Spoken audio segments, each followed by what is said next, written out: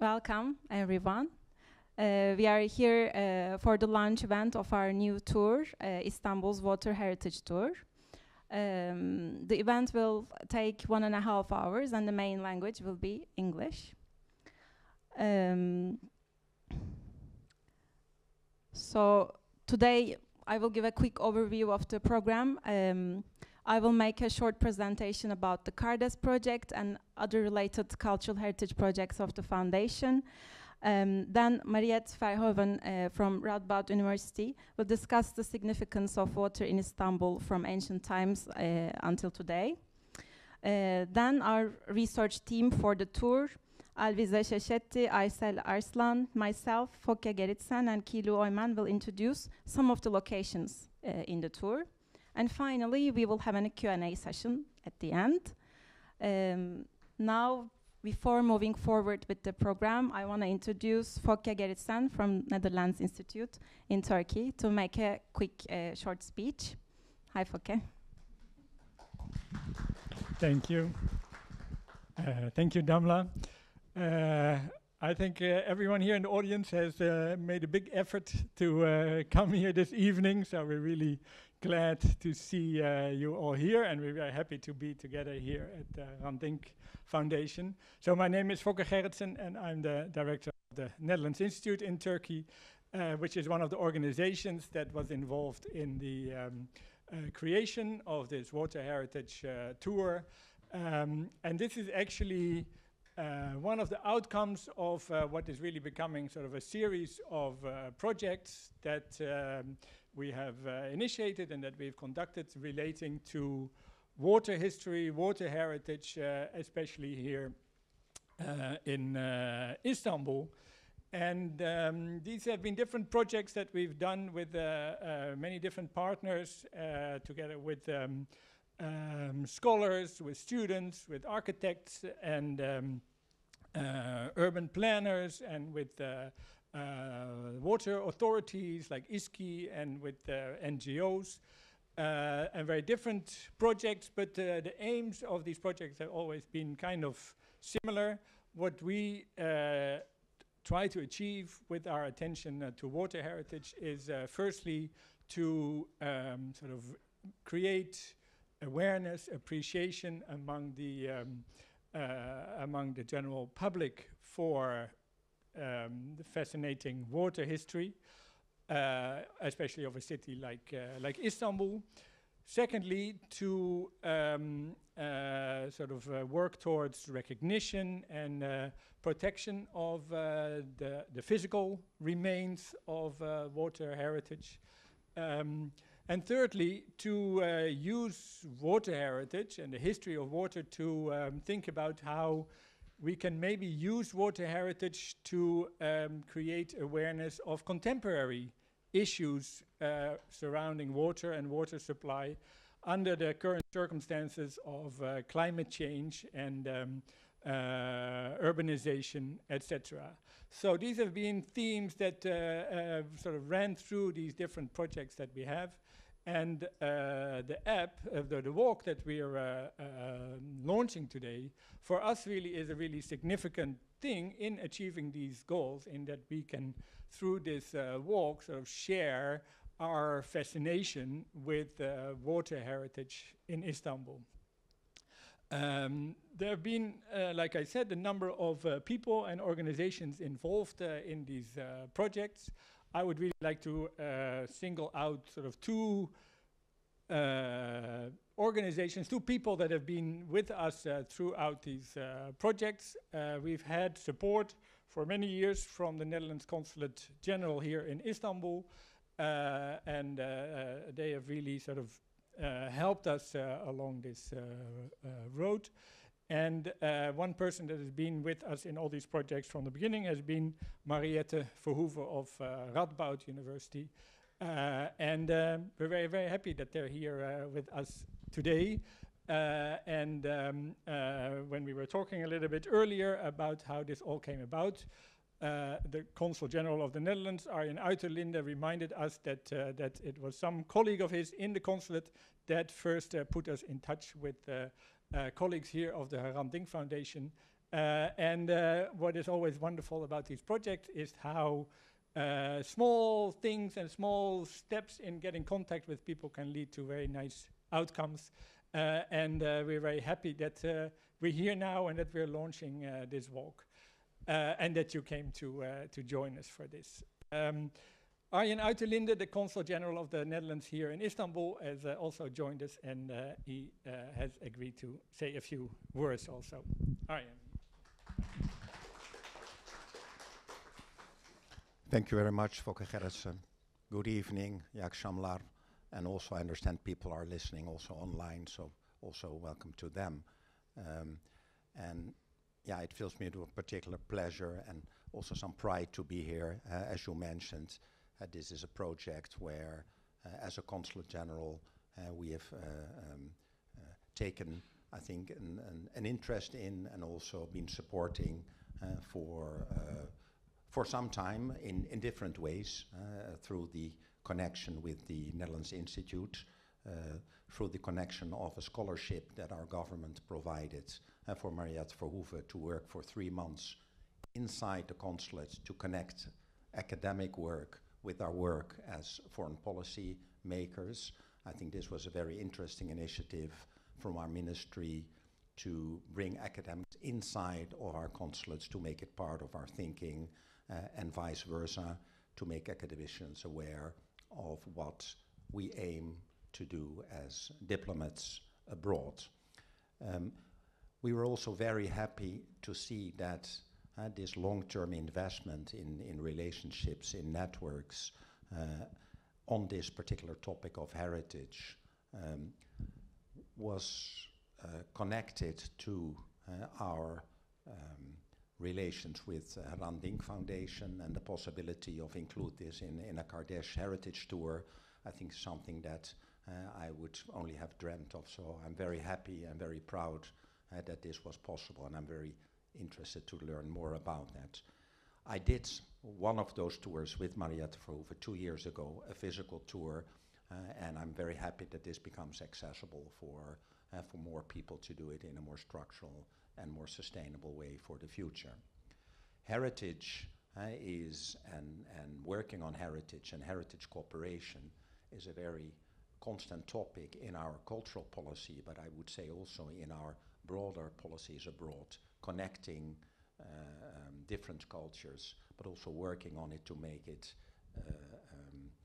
to preserve it, but also to make it work for other purposes like awareness raising, like presenting, mirroring, presenting answers for questions that we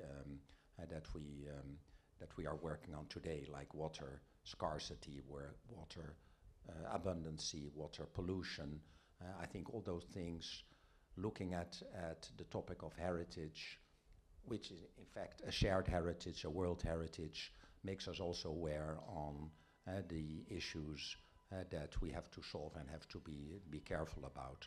I also would like to mention, I think you will probably mention, that we some of the work you also presented on the World Water Summit, which shows that things that may look small or a project in Istanbul, very local, can serve as an illustration for discussions on the world level on the United Nations platform. So I want to congratulate you for that.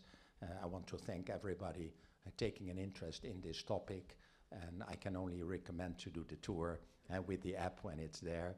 And yeah, I'm really looking forward to see the presentations. And thank you again for your presence, your interest, and the support you're giving. Yeah. Thank you.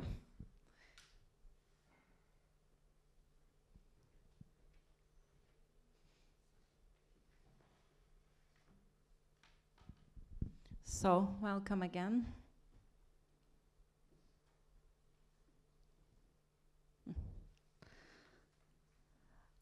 I would like to start by providing an overview of the cultural heritage projects of the foundation. Then I will go on with the KarDes project, which is one of the latest projects. So over the past decade, the foundation has implemented various cultural heritage projects especially about the cultural heritage of religious and ethnic minorities in Turkey. Some of these projects include, and also you can see them in the entrance table, the restoration of Habab Foundation, which was also turned into a documentary between 2009 and 2011. Various publications such as Armenian Architects of Istanbul in the Era of Westernization, 2012 Declaration, The Seized Properties of Armenian Foundations, and books on Armenian and Greek cultural heritage in Adana, Sivas, and Kayseri Develi. Here you see one of the also latest projects, Turkey Cultural Heritage Map, which was published in 2014. It's an online platform. Let me open the video. And it features over 10,000 cultural heritage sites related to Armenian, Greek, Jewish, and Syriac heritage. It is continuously updated with field research and resources of various kinds. And it only includes sites in today's Turkey. Here you can see how the website looks like. You can also see some photos, basic descriptions, historical descriptions of the sites, and the resources, of course. So, KarDes is a mobile application which was first developed in 2018 and published then in 2020. And it's an application in Turkish and English designed as a personal tour guide for users who wish to discover the multicultural past of cities. It's available in 4 cities. It has content for 4 cities now: Istanbul, İzmir, Ankara, and Diyarbakır.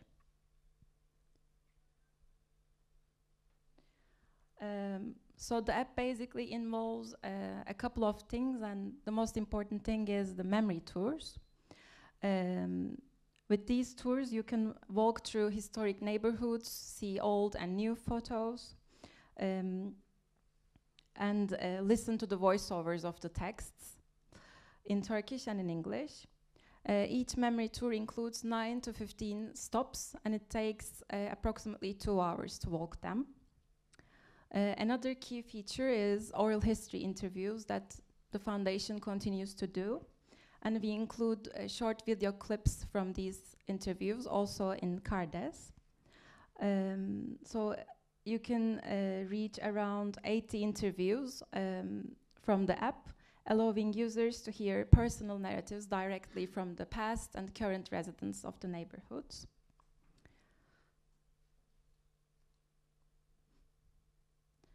Another feature, which is, I think, not very well known about KarDes, is the Discover page. So there is like another section you can click on, which is called Discover or Keşfet. And this allows users to discover locations and stories of more than 2,000 cultural heritage sites. You can see photos, basic information, the construction date, demolition date, and also old card posts, like card postals, and new photos of the sites. Now I want to show you a video of KarDes that we published last year.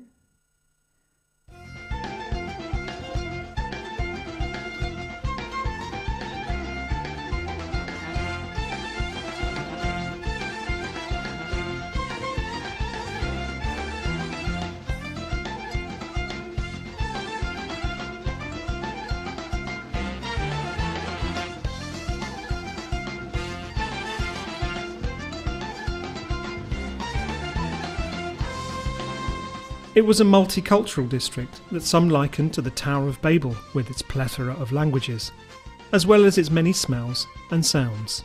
Here, Armenian, Greek, Jewish and Turkish shopkeepers all converged.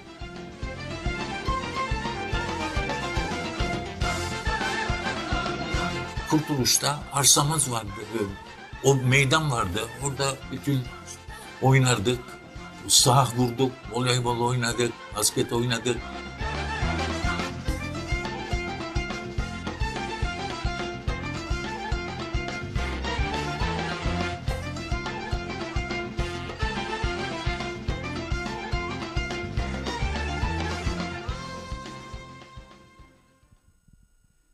So yes, I hope this was informative to show you how the app looks like. You can also download it from the QR codes at the back of the brochures. And also we have some QR codes in the slides too.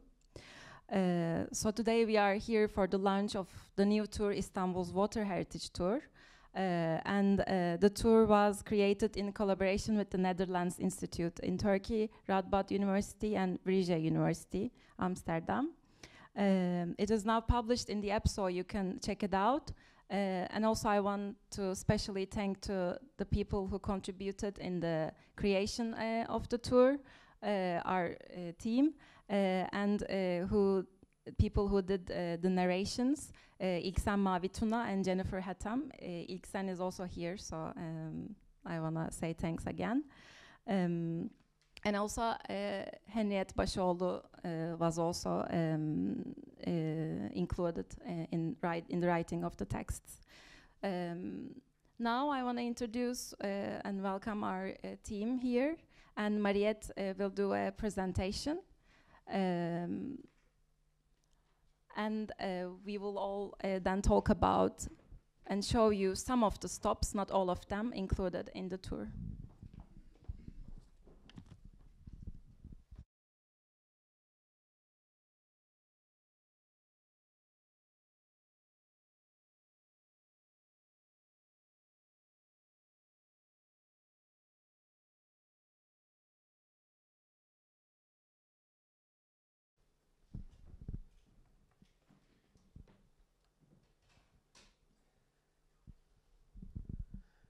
So, yes, thank you all for being here. I will now tell you something about the importance of water in Istanbul from ancient times until today.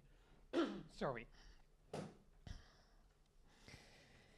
So, the Emperor Constantine the Great, in the year 324, was guided primarily by political, strategic and commercial motives in choosing to establish the new capital of the Roman Empire, Constantinople, on the site of ancient Byzantium. The location was well defendable and was at the crossroads of important trade routes.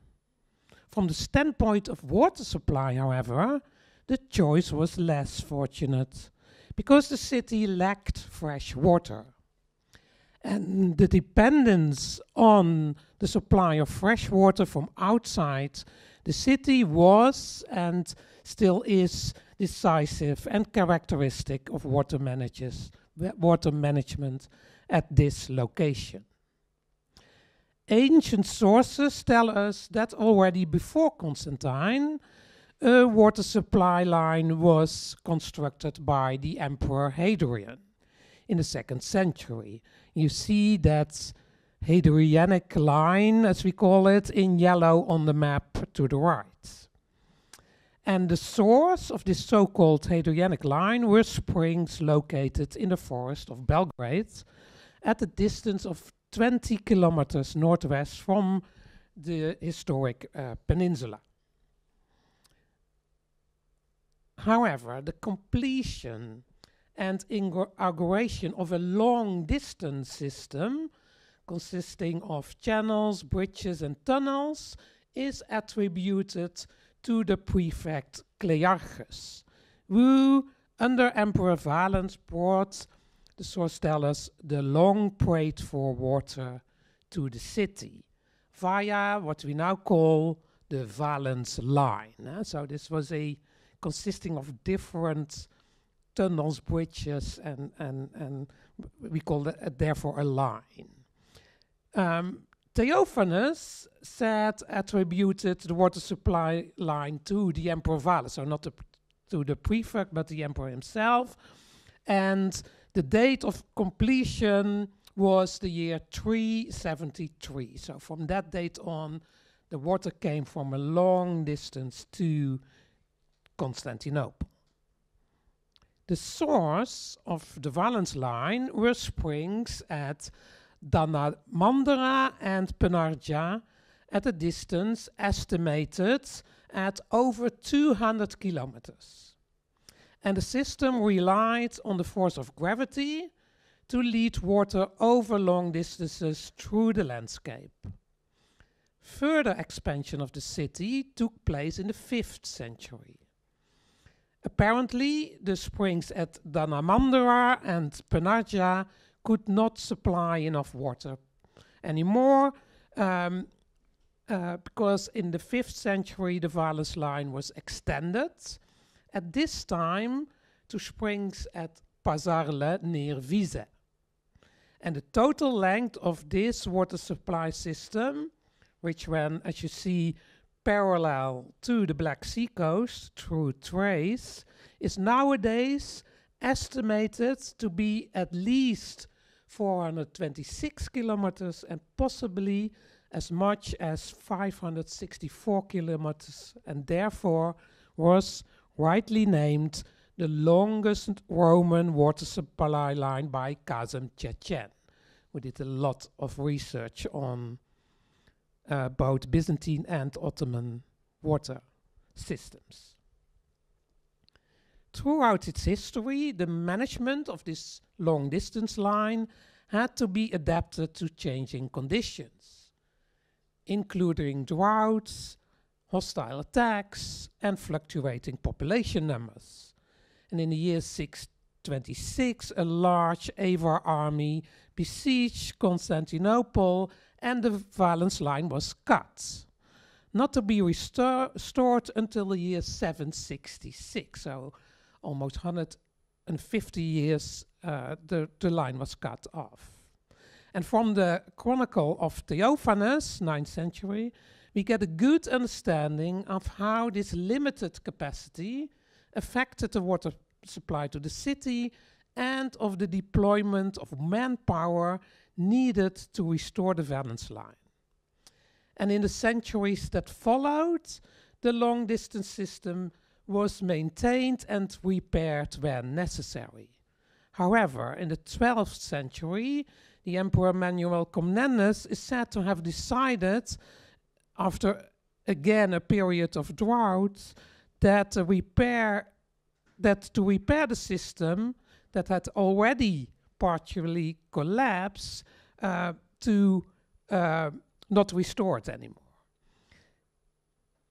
But an early 15th century source tells us that the Valens aqueduct still carried water that was used in gardens and orchards.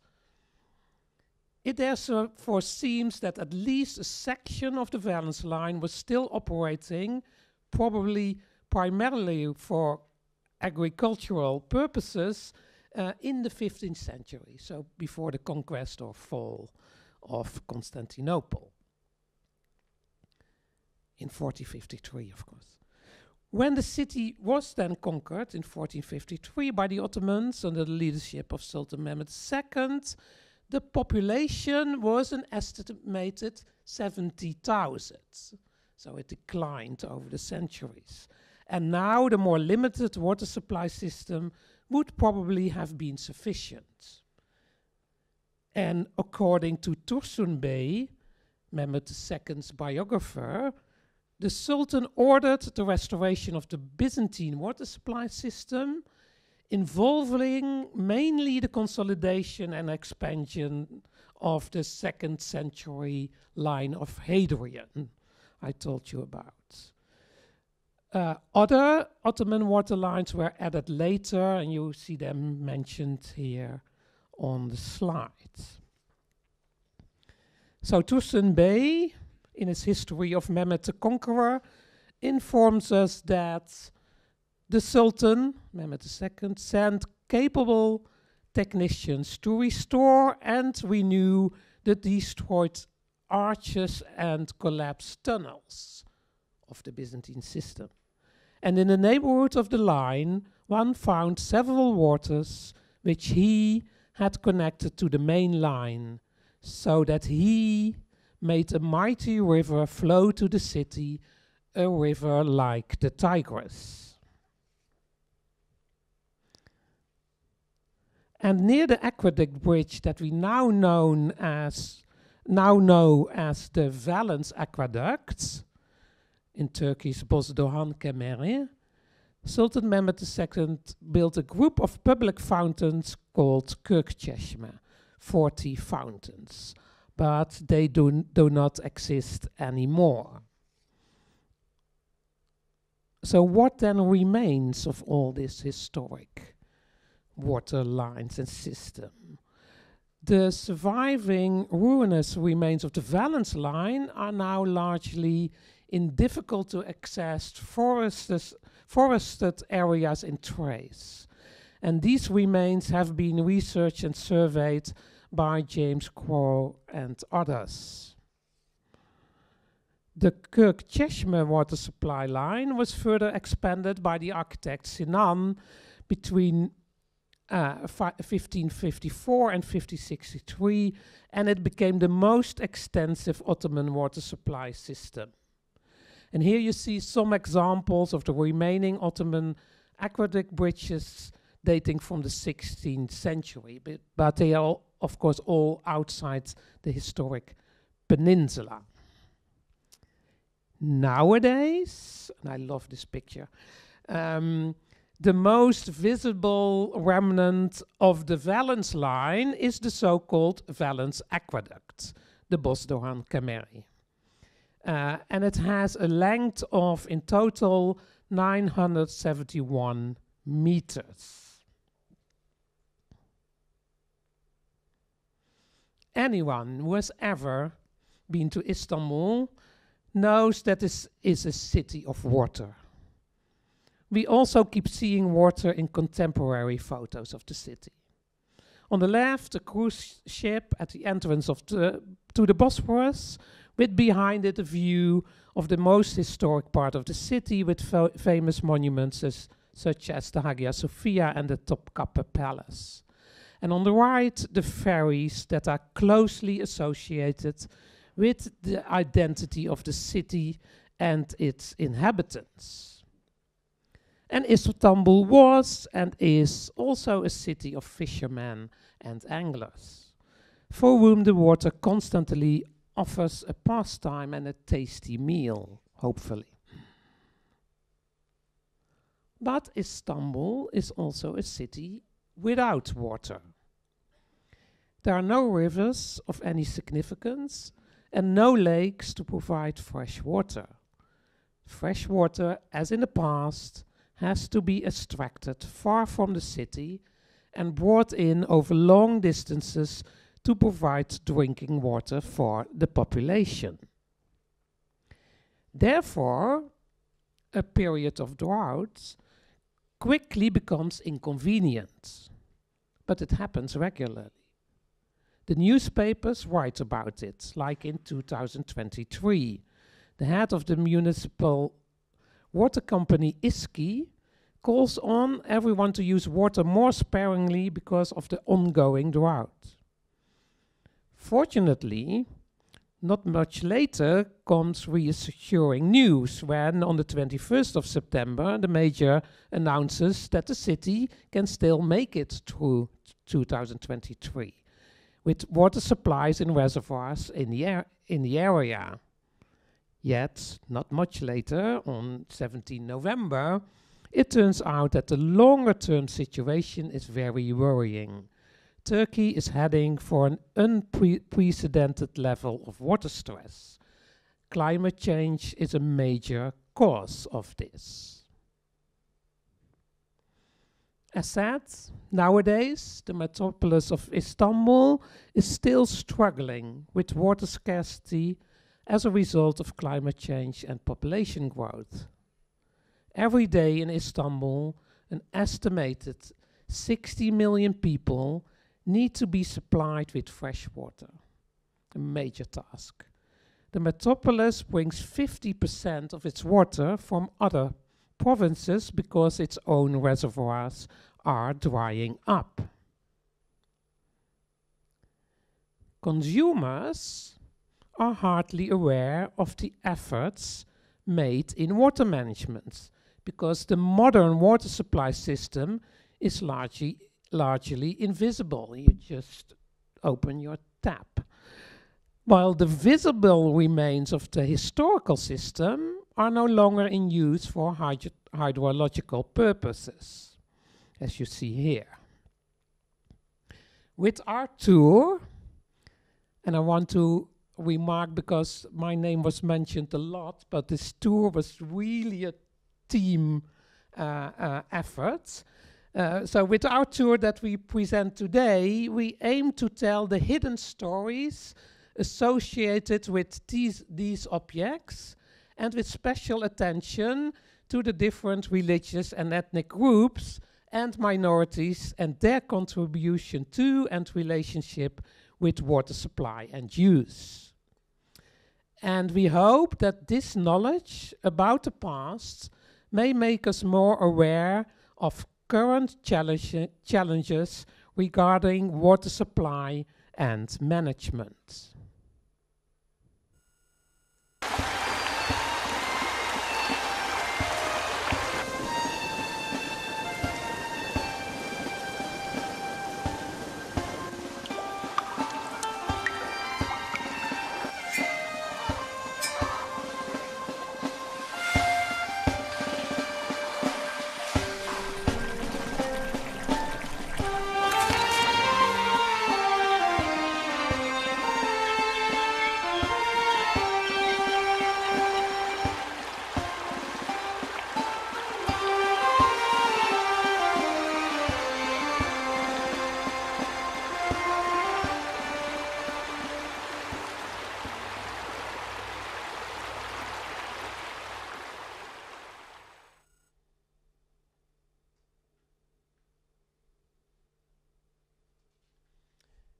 So here you see the stops of our tour. It runs from north to south. First we had to plan to do it the other way around, but it was really it's quite an effort to go uphill, and also so we decided to do it like this.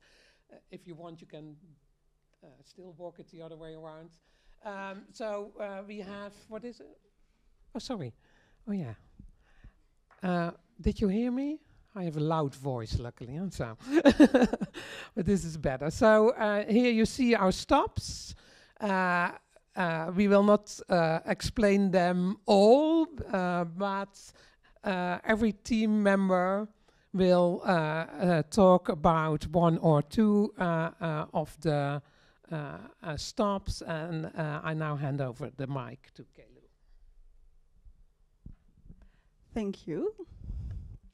So, Bosdogan Kemery, or the Valens Aqueduct, the most visible piece of water heritage in Istanbul, so naturally we had to include it in the tour.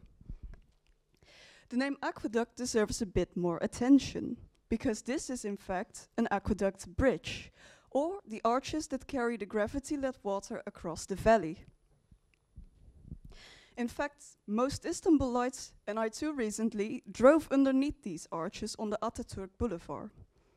However, due to its present situation, out of use, it is not immediately evident that it is connected to the historical water supply. As mentioned before, the aqueduct bridge was damaged and repaired multiple times throughout history. Despite its fortunes, it never lost its allure. For example, after the Byzantines stopped renovating and maintaining the aqueduct system, we still have this 15th century map of the Italian cartographer Buondelmonti, and it definitely clearly shows the aqueduct bridge. And if you look closely, you can still see some color on top of it, and we could even speculate that it was still in use. So you see the arches. For this reason, it is also known as Eski Kemeler, or old arches. and Buondelmonti found it important to include them. After 1453, we also see this Ottoman water map. So Mehmet the Conqueror refurbished and restored the Kırk system. And you see that after these restorations, that there is a connection between the arches, Bosdoğan Kemeri, and the Topkapı Palace. These depictions demonstrate the importance of the Bosdoğan Kemeri as a crucial part of the historical water supply, but also as a source of inspiration. Thank you.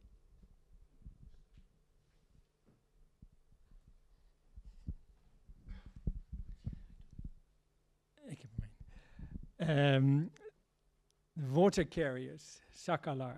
So water did not only reach its consumers thanks to the stone-built structures of which we've seen pictures, not only through clever engineering, it also, of course, involved people.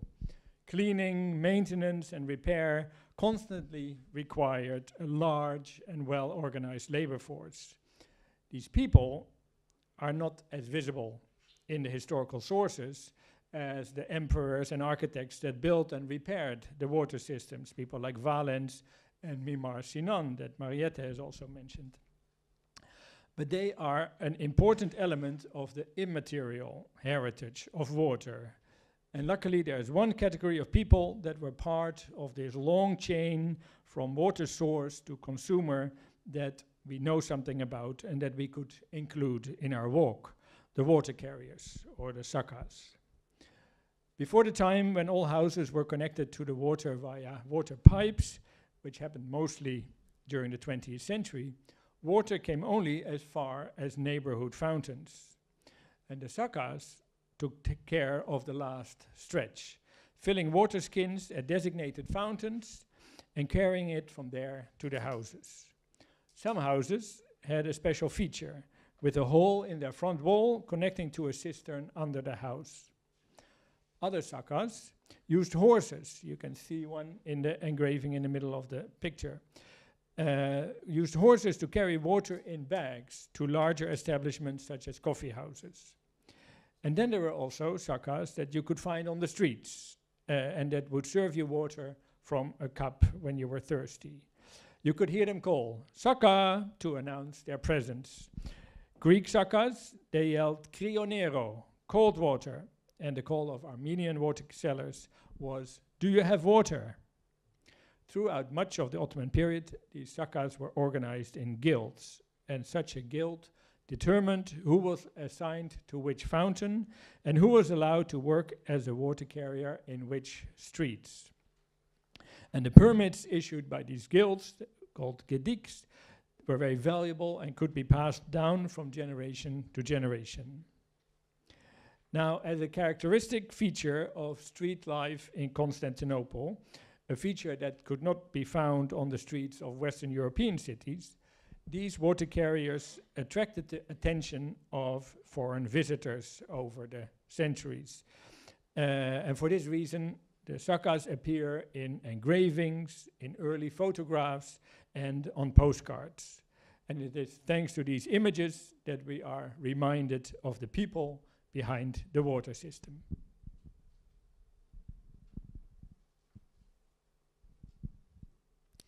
So we chose to include public baths because they still represent the importance that water has always had for the city's development and also for the inhabitants' well-being. Public baths were a place where people could indeed rest, relax, take care of their health, but they can also interact with each other, they could get to know the latest news, and they could also exchange information. Bathing is a tradition that retained this social importance throughout the Ottoman centuries, but nowadays, of course, they lost much of this social importance. Nowadays, however, there are also hammams here in Istanbul that are still or back in use. One of these is the Çinili Hammam, and it is a beautiful example of the 16th century architecture, hammam architecture. and it is called Çinili, which is tiled, as it was decorated inside by these beautiful ceramics from Iznik, these tiles. And despite being a very popular bath, it was heavily vandalized and struck by calamities during the 18th century. And only nowadays, after 13 years of restorations, it was brought back to its former use as hammam, because nowadays it is still a working hammam, but also has a museum inside that tells in real details what was the history of this hammam.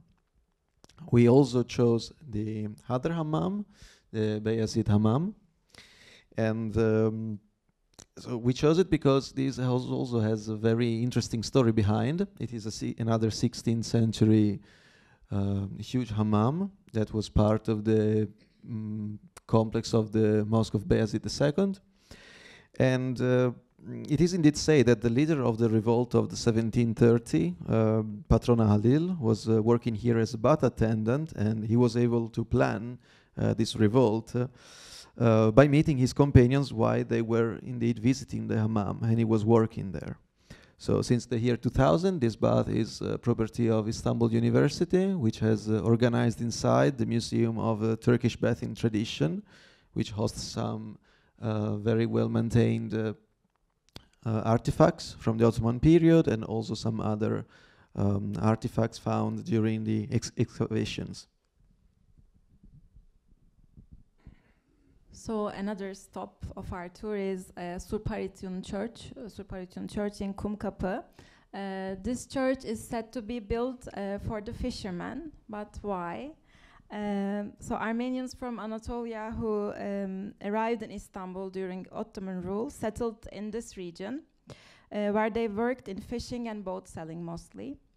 And in the first half of the 19th century, a need arose for a place of worship in this area, which is very close to the sea. And it was called outside of Kumkapı dışı, because it was outside of the city walls. First, a wooden chapel was built, and then it was expanded into a church with the support of Kazazartin Bezciyan. It is said that Armenian fishermen used to sail from the church in their boats, and their loved ones prayed there for their work to go smoothly and their safe return. Next slide. Thank you. So according to the legend, can we go to the next slide? Thank you. According to the legend, fishermen, after a period of returning to shore day after day with empty nets, so with no fish, asked the priest of the church for a special ceremony to restore the abundance. The legend goes that after a ceremony was held at the sea, the fishermen's nets were filled with fish. So as a token of their gratitude, they presented the church with a model of a fish made of silver, which you can see in the pictures. The fish has become the symbol of the church, and to this day, it still hangs from one of the church's chandeliers.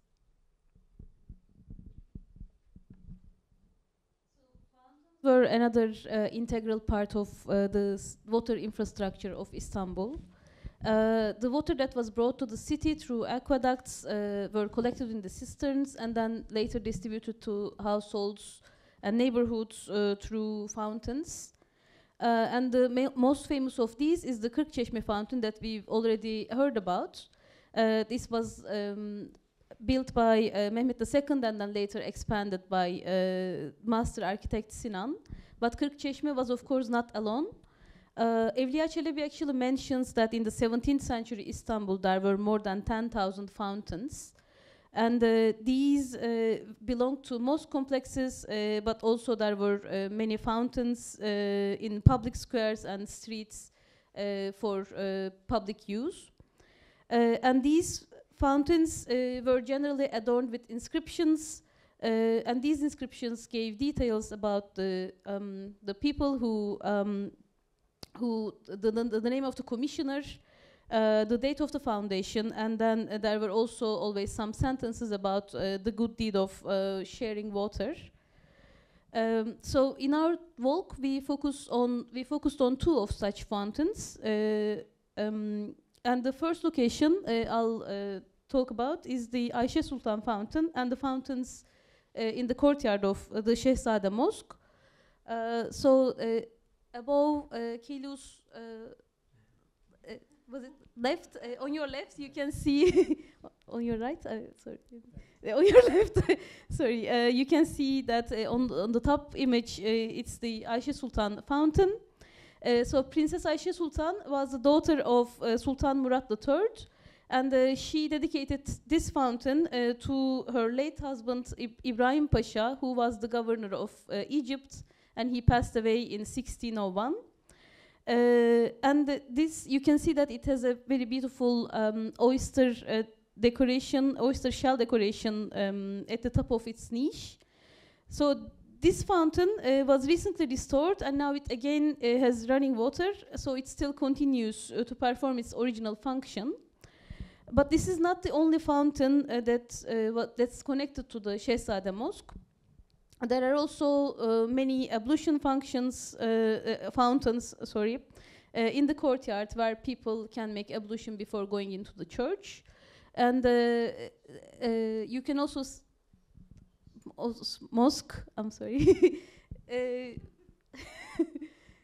and you can also see that the photo below it's also located in the Şehzade Mosque, and it's called the quadruple fountain.